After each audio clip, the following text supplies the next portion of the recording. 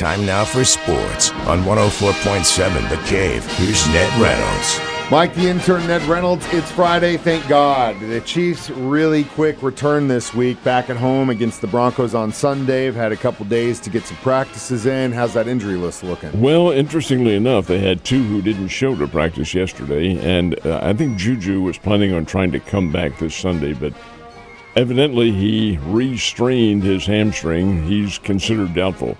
And the big kid, Tershawn Wharton, who kind of flies under the radar a little bit, he's the youngster from Missouri S&T, Rolla. They don't produce very many pro athletes, folks. They just produce scholars. But here's Tershawn Wharton. He has a knee injury.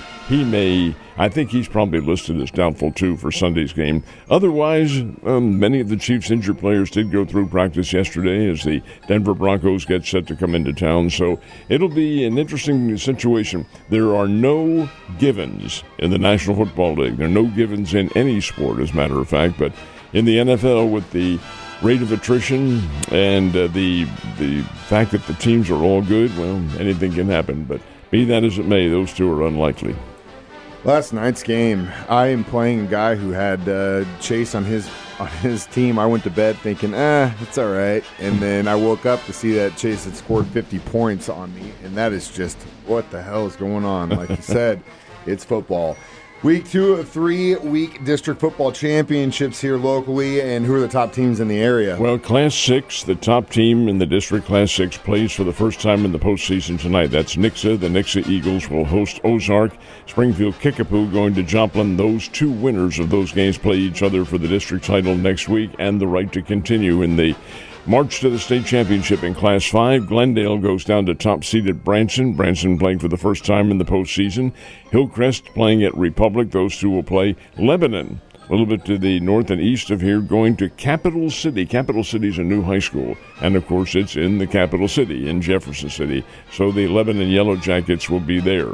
Logan, Rogersville, and Bolivar both playing on the road in Class 4. St. James is at Stratford tonight. Thayer coming all the way up from Oregon County to play Fairgrove. That'll be a dandy.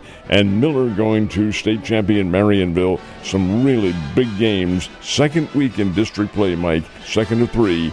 It all wraps up districts next week, and then the quarterfinals, semifinals, and the state championships. So we're getting closer and closer to really what's going to happen with the future of Cardinals telecasts and how much you're going to have to pay per month on the new streaming service. Where are they at with it? That's to be decided. The prices are to be decided, but I think the method for sending out the games is pretty much in concrete now. The Cardinals are going to be a part of FanDuel Sports. FanDuel Sports is Bally's. They sold the name. They sold it. They sold it, period. Had to. Diamond Sports, which owns the whole shebang, is bankrupt, and they're trying to come out of bankruptcy. Now, the Cardinals are going to lose money. Not necessarily, that's unfair to say they're losing. They're having the money that used to be coming their way cut by quite substantial amounts. Anyway, the Cardinals will be on FanDuel Sports, but they will also be creating their own app, and that is a direct feed. It's a Cardinals app. Now, how they're going to do it electronically, I don't know. But they put up this app, and if you subscribe to it, and again, I don't know what the pricing is going to be, and you'll get all the Cardinals telecasts, as you would with FanDuel Sports. The reason they're having 2 of them is that people are pulling the plug on FanDuel and Bally's and things like that. So you will have a couple of methods to watch the Cardinals if you want to watch them.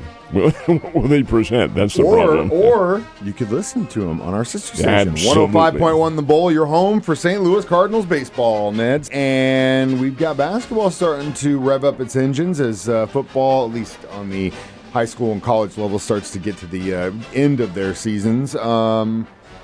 What do we have for our city colleges this weekend? It'll be a fairly busy weekend. The Drury Panthers, the men's team, opens up tonight in Kentucky, in Crestview Hills. That's where Thomas More University is waiting, and that's who Drury will play tonight. The Drury Lady Panthers will be taking on a nationally ranked team on Sunday afternoon here in town. Ferris State from Michigan is coming in. The Missouri State Lady Bears also play Sunday afternoon at the Great Southern Bank Arena. The Lady Bears are playing Tulsa. That's Sunday afternoon. Then the Bears themselves get back into action on Monday night, playing Missouri Southern State. Now you say, wait a minute, Missouri Southern, Joplin? That's a Division II school. It is, but under the rules, the games count. And it will be a big one for the Bears, who are coming off a really credible performance against Butler the other night. Bears lost the game, but gave a Big East Conference team a pretty good little battle. Well, this time they take on the Missouri Southern State Lions, and they are pretty good. That's Monday night at 7, so it'll be an active week on the scene.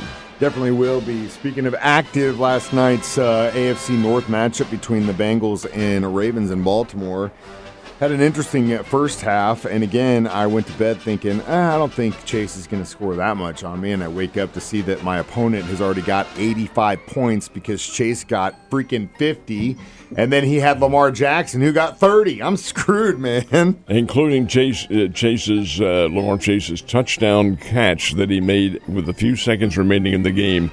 You would have thought to have tied the game, but no. It's 35-34, and the Bengals, after a timeout, decide they're going to go for 2. They go for 2.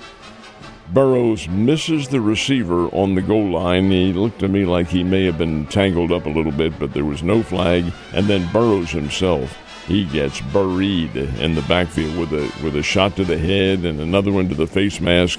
No flag. There's not going to be in Baltimore, believe me. Anyway, the Ravens win the game 35-34. The Ravens were very lucky to get out of that one because the Bengals are playing much better football, and they are a credible team. So the fact remains that the races all remain tight, and the Chiefs are coming up, and, hey, be a lot of fun. Always is, and always a battle in those divisional matchups, which is what we said yesterday, and it was a lot of fun. Speaking of which, the Chiefs and the Broncos have a divisional matchup this weekend on Sunday. Ned Talk starts at 10. 10 a.m. It's Classic one of the time. few games that we start at 10 a.m. There will be a couple more before the season's over, but that used to be a regularity. But it's not now. That's because the Chiefs are so popular. They're on TV at every turn. Anyway, Sunday's game is on TV, of course, and on the radio. That's the key. It's on the radio right here. Kicks off at 12 noon. Ned Talk, our pre-game show, begins at 10 a.m. We have a good roundtable discussion with what the Chiefs are going to do, some of college, some of Major League Baseball. We discuss everything, and it's a good, fun time. That's 10 to 11, 11 to 12, the Chiefs pregame show on the network, and then the Chiefs and the Broncos, they get it on. And one of my favorite times to play football, noon on Sunday, and I miss you. I miss you so much. You have a great day, and I will see you on Monday.